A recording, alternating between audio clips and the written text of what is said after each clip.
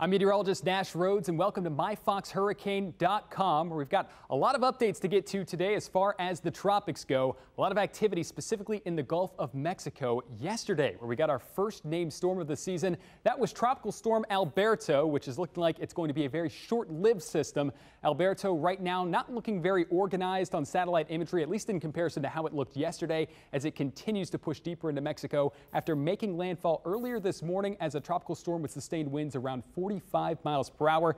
Impacts are extending very far away from this very sloppy storm as it brought lots of rainfall up and down the Texas coastline, even into sections of Louisiana with the general weather pattern that this system created. And as it continues to plow deeper into the mountainous terrain there in Mexico, I think that its days are numbered. As we head into tomorrow, we'll start to see this weaken substantially, and we will likely no longer be tracking what is now Tropical Depression Alberto.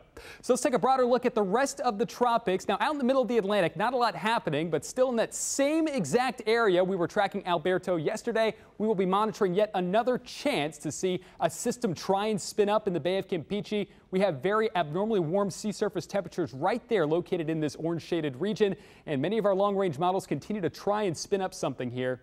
It looks like even if something were to form, it would take a very similar track to Alberto, although those are very preliminary long-range models. We'll continue to hone in on that forecast. Right now, the National Hurricane Center giving a 50% chance of formation for that general system.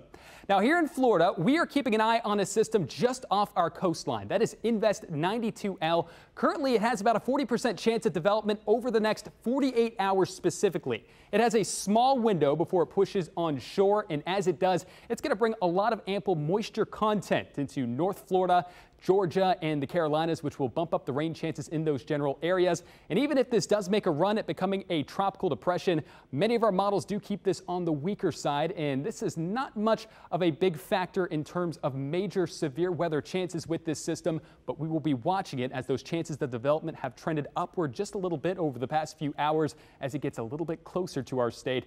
The moisture content map really showing what I'm talking about. As that low pressure system gets closer to the Florida Peninsula and into the Panhandle, you can see all those dark reds starting to emerge, meaning that the air is very saturated, and that could bump up rain chances across North Florida and into the Tampa Bay area as we head into Friday and Saturday of your weekend plans. As the tropics continue to evolve and we get more updates, we'll keep you up to speed right here at myfoxhurricane.com.